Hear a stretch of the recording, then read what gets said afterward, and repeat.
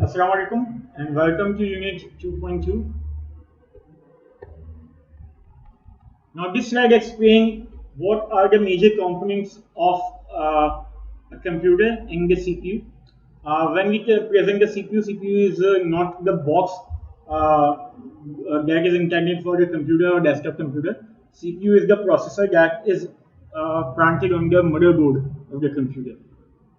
Okay, so in computer we have different combination of many things. For example, we must have a motherboard, we must have some amount of RAM, we may or may not have a graphics card, we must have a processor, we must have a power supply, we must have a hard disk, we may or may not have a CD-ROM drive or other things.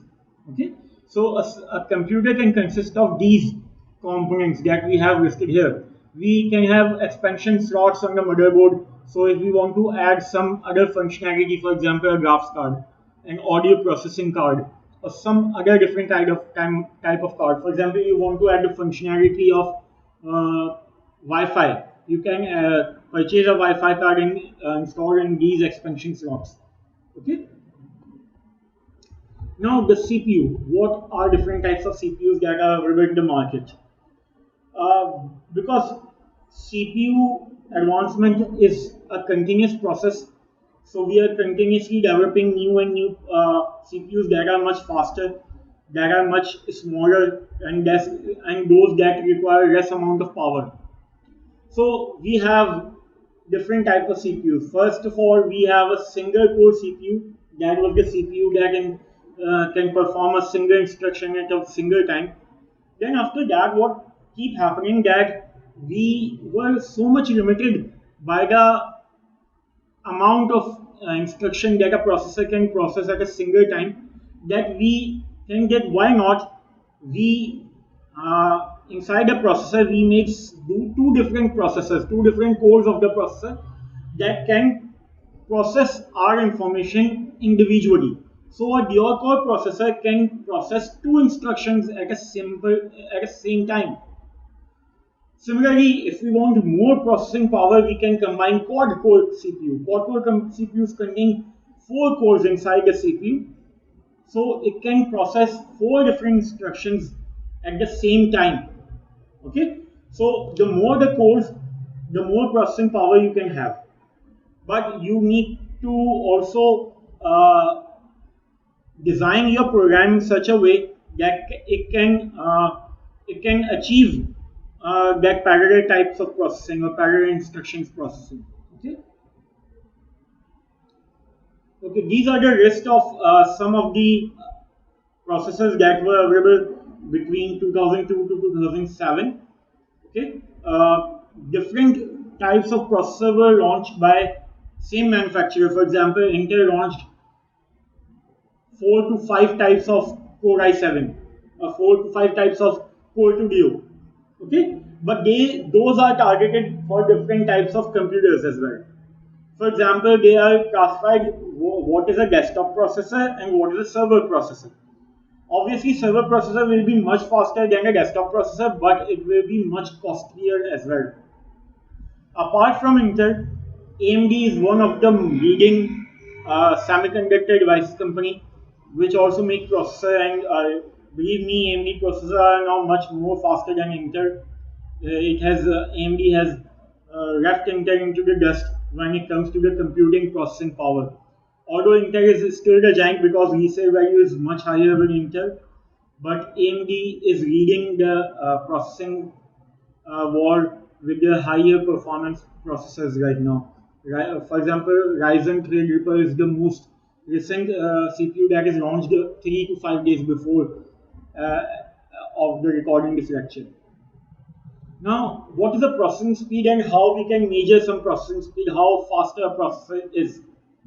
Okay, so what we can do that we can characterize that how fastly it can process a single instruction.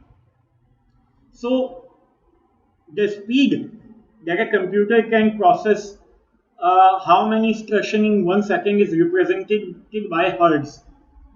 Hertz is the unit of frequency. Frequency means repetition of something. Okay, so if it repeating to process some information, it will be characterized by its speed, that how many instructions it can process in a single second. Okay, so the most probably you will find the speed of CPUs nowadays will be in gigahertz. Mega speeds of the processor are now obsolete.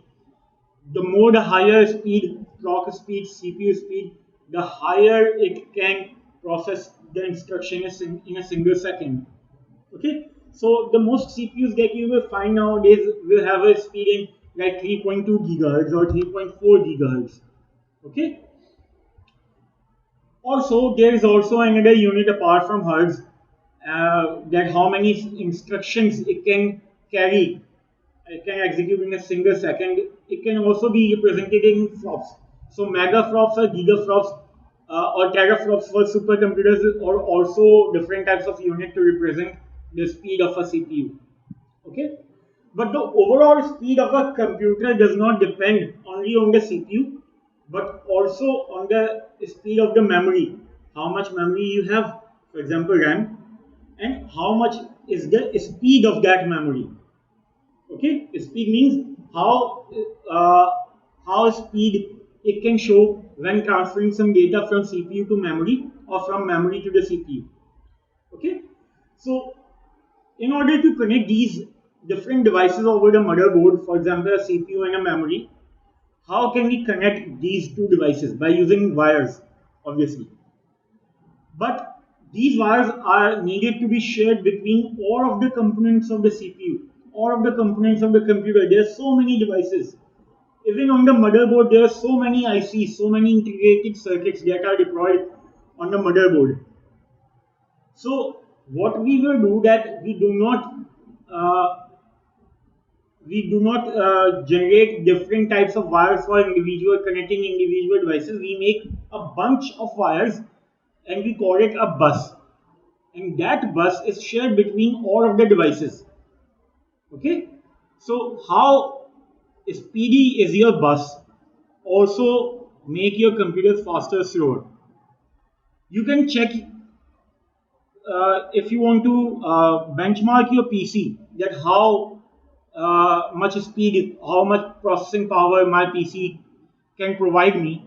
There are different types of software that are available in the market. Some of them are PC Mark, GPU Bench, Geekbench, uh, one is Sign Bench.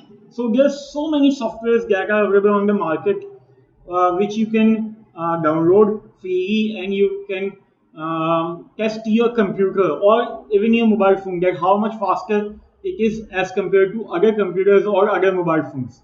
Okay. Now then there is word size or cache memory. So what is word size? Word size is the width of a CPU, that how much information it can transfer from CPU to any other device simultaneously or in a single amount of time. And that is either 32 or either 64. After the arrival of quad-core CPUs, Intel and AMD both makes 64-bit CPUs. 64-bit means that a CPU will have 64 different wires connected to it and with other devices as well. So we can not only send a CPU on only a 8-bit data at one time, but we can send the CPU 64 bits at a single time. Okay. And what is cache memory? Cache memory is a type of a memory that sits inside the CPU, that is much faster than our RAM and than our hard disk, because CPU is very much faster than our memory.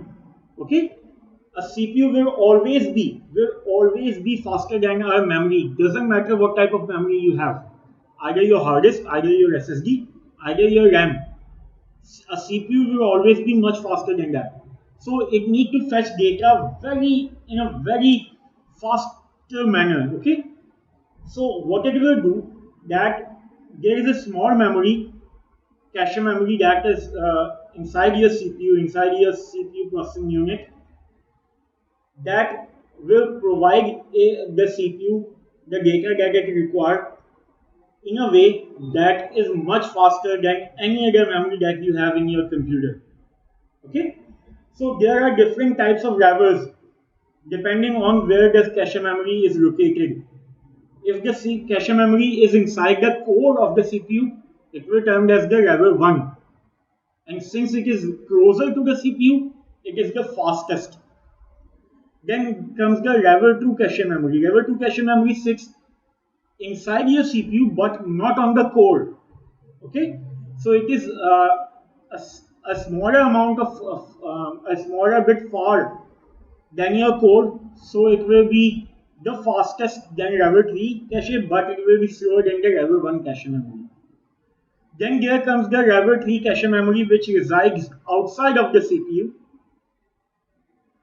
and it will be of lesser speed as compared to Level 1 and Level 2, but it will be still faster than your hard disk drive.